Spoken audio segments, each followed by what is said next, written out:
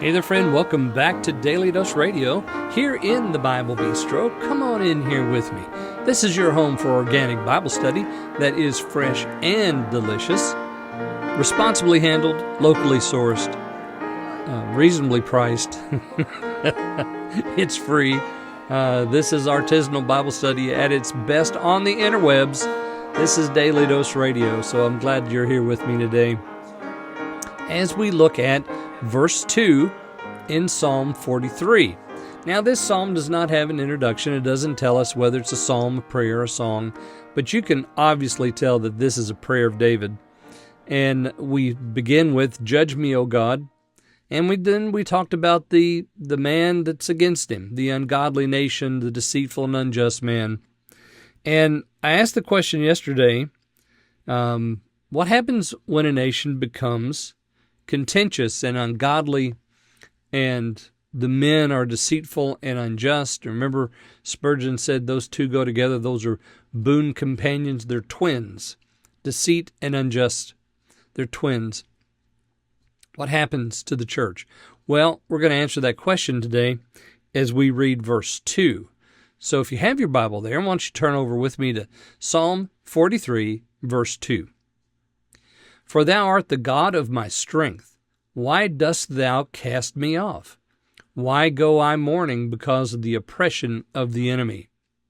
Okay, so here's verse 2, the answer to the question, what do we do when the nation is ungodly, the people of the nation are deceitful and unjust, and there's no righteousness to be expressed nationally? What happens?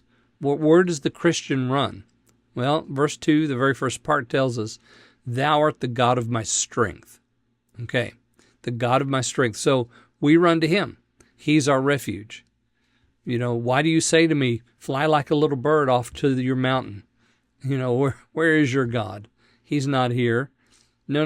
The Lord is in his holy temple. He's overseeing all things. None of this surprises him. He is sovereign, and he is, ladies and gentlemen, in control. So for when a nation becomes ungodly and its people become contentious, deceitful, unjust, untrustworthy, we run to God and we tell him all about it. We don't fight them on their terms. No, we go to the Lord and we let the Lord take care of the vengeance. You let him do the fighting.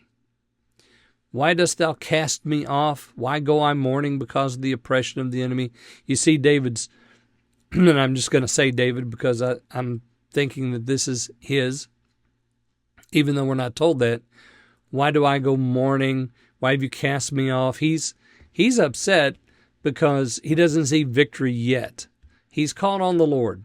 "You're the God of my strength," but I don't see victory. This is how we feel, isn't it? When we don't get our prayers answered just exactly when we think that they should be answered. And it might take years. It might take years. I knew a man one time, a pastor, and he had a contentious and deceitful member who was in leadership in his church. And he decided to take this verse and other verses like this to heart, and he just began praying that the Lord would remove the bitter root from the congregation. And guess what? It didn't happen overnight. It took years, and there were plenty of times he told me that that he prayed, "God, why have you cast me off? Why do I go mourning because of the enemy, the oppression of the enemy?" Because it got hot sometimes for him. But then suddenly, one day, everything changed, and God did a work. And then the pastor told me that, there was no more contention in the church because the Lord took care of it. So, that's what we have here. We have the human side of praying portrayed for us right here. This is not rainbows and unicorns and it's all going to be great. Well, it is going to be great, but it doesn't happen always when you want, and sometimes there's still dark valleys to traverse before you get there. But remember, God is your strength in the midst of it all.